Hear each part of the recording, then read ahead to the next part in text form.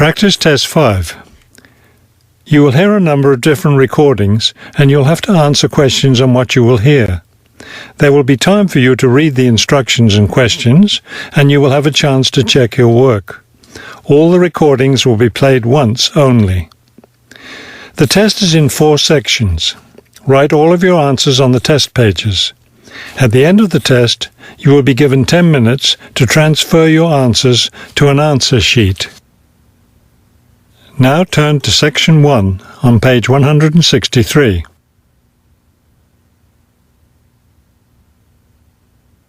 Section 1. You will hear a woman booking a bicycle tour over the phone. First, you have some time to look at questions 1 to 4 on page 163.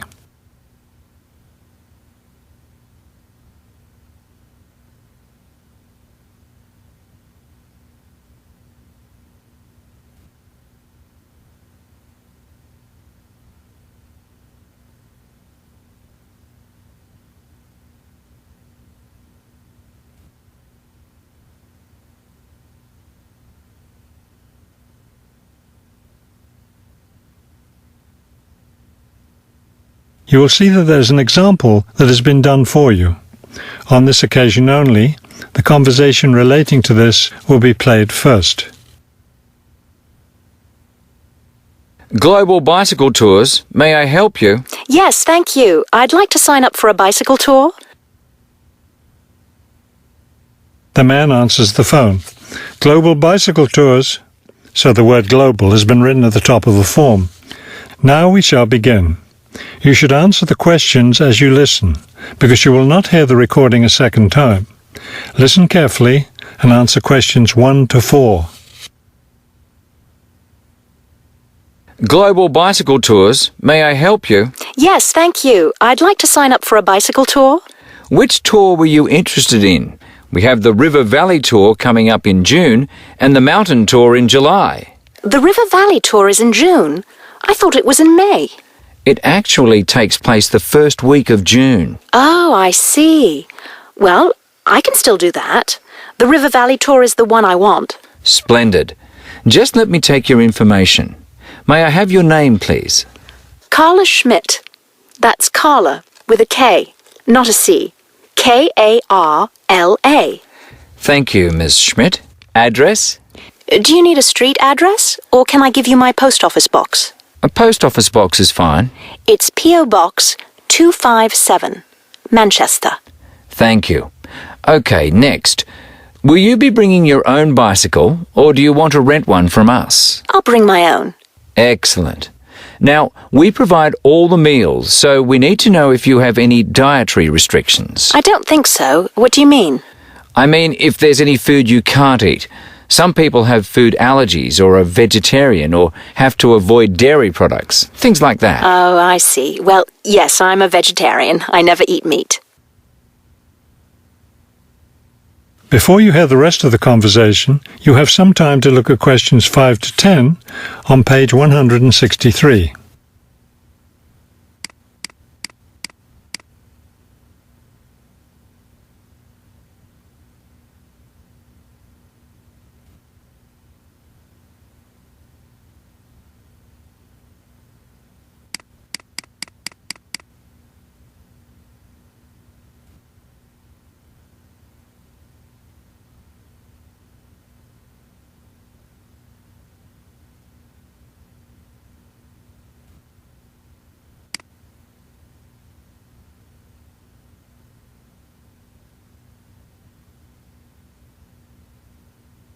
Now listen and answer questions 5 to 10.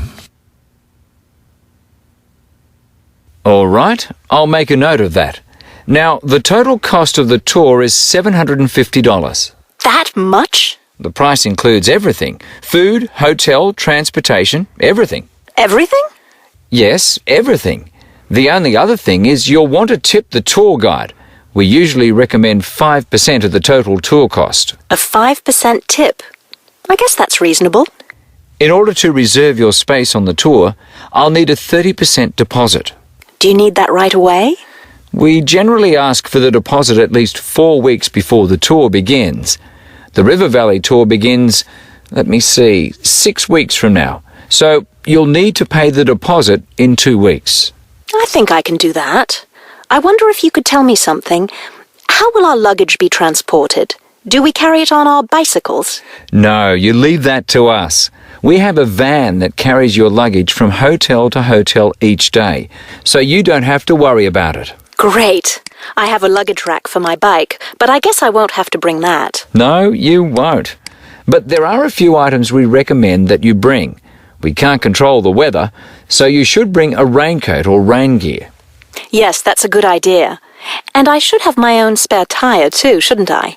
Actually, you don't need that, as our guide always carries some. And of course, you won't need maps either, since our guide has the route all planned. What about a water bottle? I'll need that, won't I? Yes, you should definitely have a water bottle. A camera would be a good idea too, since that tour goes through some very scenic areas. I have a guidebook of that area. I wonder if I should bring it along. We don't recommend guidebooks. It would just be extra weight, and the tour guide knows a great deal about the area. Yes, I see. Is there anything else I need to know? I think we've covered the important points. I'll send you a tour brochure, and you can call again if you have any questions. Thank you very much. That is the end of section 1. You now have half a minute to check your answers. You will hear a tour of a newly renovated health club. First, you have some time to look at questions 11 to 15 on page 164.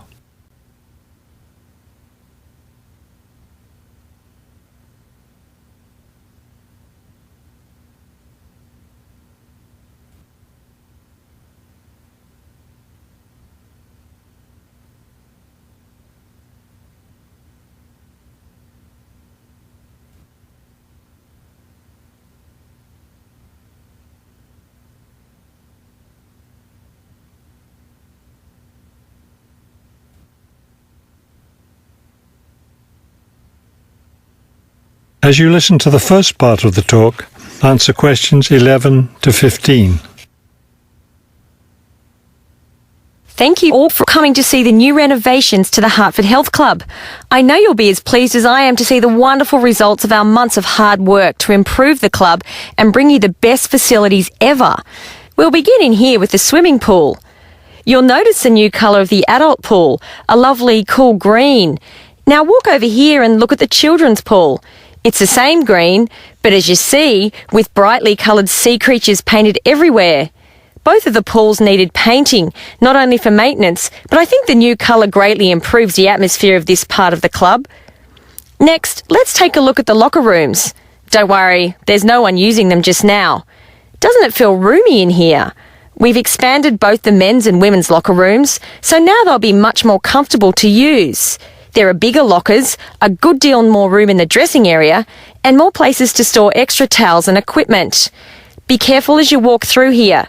The floor's just been polished and may be a bit slippery. Let's go up to the exercise room next. Here, you'll notice a new floor. Walk on it. Doesn't that feel comfortable? It's a special material, softer than the old floor, an ideal surface for jogging and exercising. They had to move all the exercise equipment out while they were working on the floor, but don't worry, it will be brought back in before the end of today. Let's step outside now and look at the tennis courts. We haven't done a great deal here except to the equipment. We replaced all the nets and the ball throwing machine. Otherwise, everything is the same as it was before. Let's walk down this hallway, and here we are at the club store in its new location. We thought here by the entrance was a better place for it than where it used to be by the swimming pool. But it still has all the same items for sale, sports equipment and clothes in the club colours. Before you hear the rest of the talk, you have some time to look at questions 16 to 20 on page 164.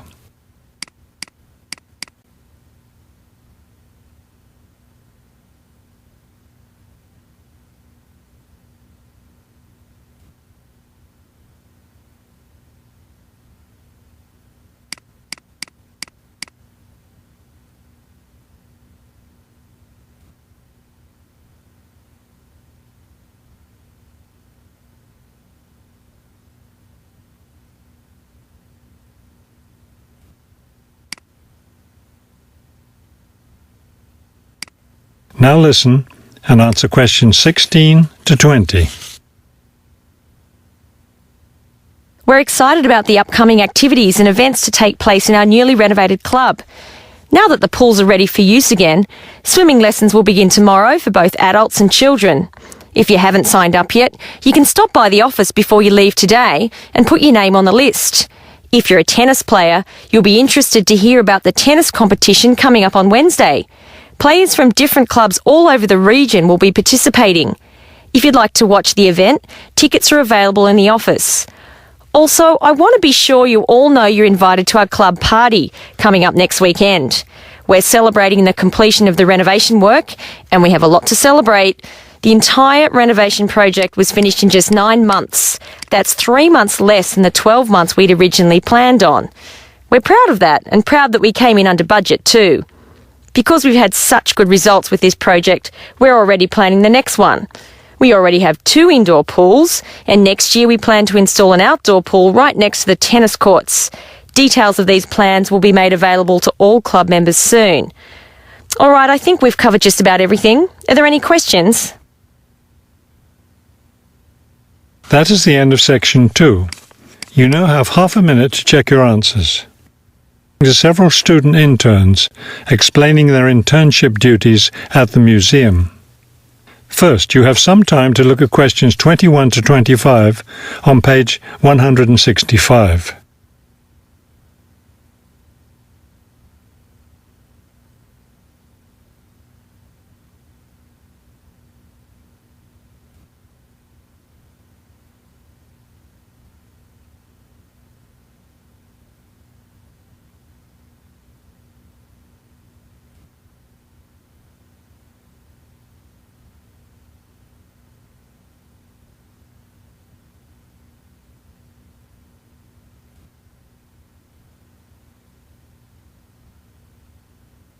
As you listen to the first part of the conversation, answer questions 21 to 25.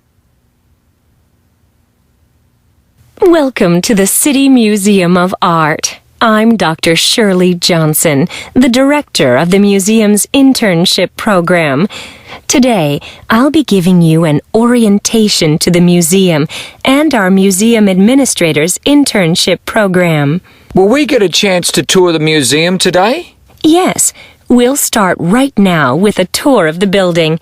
We'll skip the basement. Most of that part of the building is devoted to art conservation, which won't be part of your internship. Let's begin here on the ground floor with the museum offices. I guess this is where we'll be spending most of our time, helping with the office work. You'll spend some time working in here so you can learn what the administrative duties involve. But you'll also get a chance to experience all aspects of museum work. This room in here is the museum tours office. I'm interested in that. I'd really like to help out with the tours. That's great, because you'll all have a chance to lead some tours, and maybe even to develop a tour of your own, too.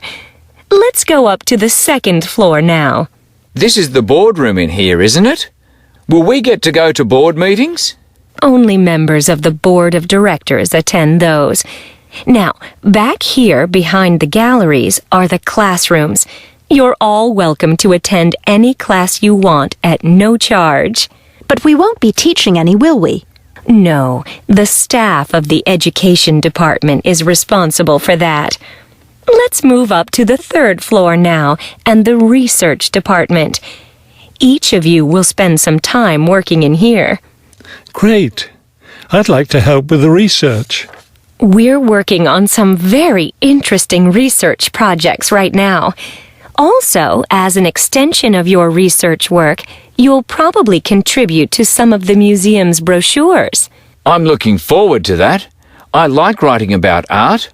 Another thing I've been hoping to be able to do is meet some artists. You're in luck then. We've planned a reception for the first day of your internship, and you'll have the chance to meet several local artists then. Before you hear the rest of the conversation, you have some time to look at questions 26 to 30 on page 165.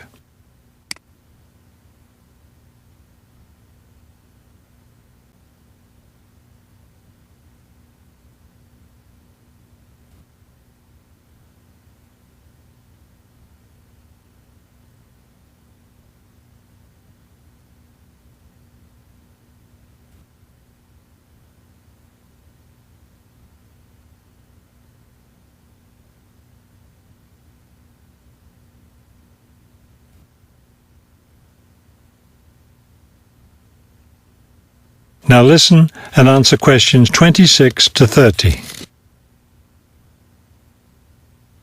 Could you give us a little background of the museum? I mean, when it was built and some information about the collections and things like that? Of course. The main part of the museum was built in 1895 with a combination of public and private funds. The new wing was built 60 years later with a donation from the Rhinebeck family. That part of the museum was built for the modern art collection, wasn't it? Yes, it was. In the main part of the museum, we have a gallery devoted to works by local artists, our sculpture collection, and a small collection of classical European art. You mentioned classes earlier. What kinds of classes does the museum offer? In our adult education program, we offer a series of art history classes. And for children, we have a program of arts and crafts workshops. You can get a brochure from the office that will give you more information. I saw a lot of chairs set up in the main hall. What are those for? Those are there for tonight's musical performance. We offer a weekly concert series during the fall and winter. And of course, all of you are welcome to attend. Now, if there are no more questions, let's step into my office and I'll show you your schedules. That is the end of section 3. You now have half a minute to check your answers.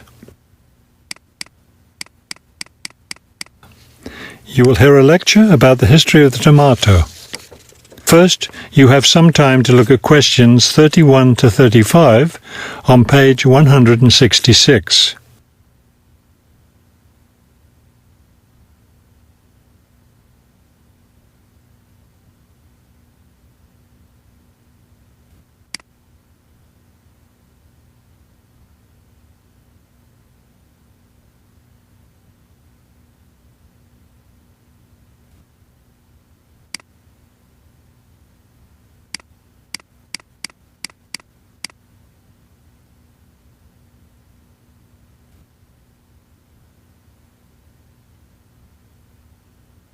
Now listen carefully and answer questions 31 to 35.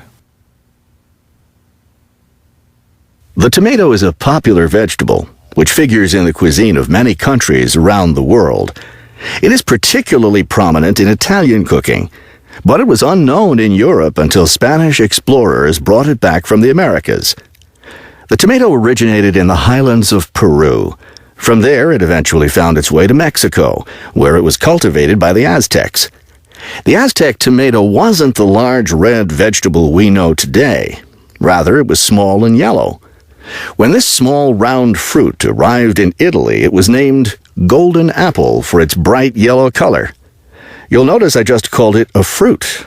That's because a tomato is botanically a fruit, even though most everyone calls it a vegetable. The actual word tomato comes from the Aztec name for the vegetable, meaning plump thing. The tomato arrived in Europe in the 1500s and quickly became a popular food in Spain and Italy. In the late 1600s, the Italians began publishing recipes that used tomatoes. The British, however, had a different attitude toward the vegetable. It was grown as an ornamental plant in Britain in the 1600s, but it wasn't eaten, because it was thought to be poisonous. It wasn't until the 1700s that tomatoes became part of the daily diet in Britain. Before you hear the rest of the talk, you have some time to look at questions 36 to 40 on page 167.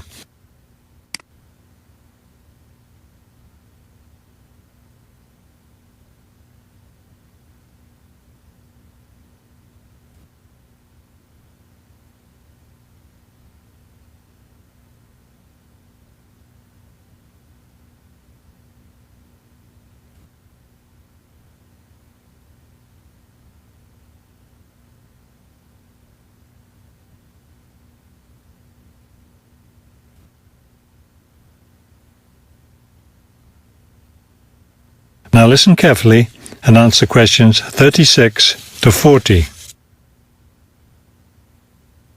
In the United States, tomatoes were also used as ornamental plants rather than as food for a long time. This attitude began to change in the 1800s. In 1806, a gardener's calendar mentioned that tomatoes could be used to improve the flavor of soups and other foods. Thomas Jefferson did much to enhance the tomato's reputation as a food. He first served tomatoes to visitors at his home in Virginia in 1809. Then in 1820, a man named Robert Gibbon Johnson decided it was time to discard once and for all the idea that tomatoes were poisonous. To prove his point, he ate 1 kilo of ripe red tomatoes in public. 2,000 people gathered to watch this feat, which took place on the steps of the courthouse in Salem, Massachusetts. Amazingly enough, Johnson survived this stunt. The popularity of the tomato as a food began growing rapidly. Soon people all around the country were eating tomatoes. By the 1830s, American newspapers and magazines were publishing thousands of tomato recipes. However, all those recipes involved using tomatoes in some cooked form. Tomato salads and sandwiches were still unknown. It wasn't until a century later, in the 1930s, that it became popular for people to eat raw tomatoes. That is the end of section 4. You now have half a minute to check your answers.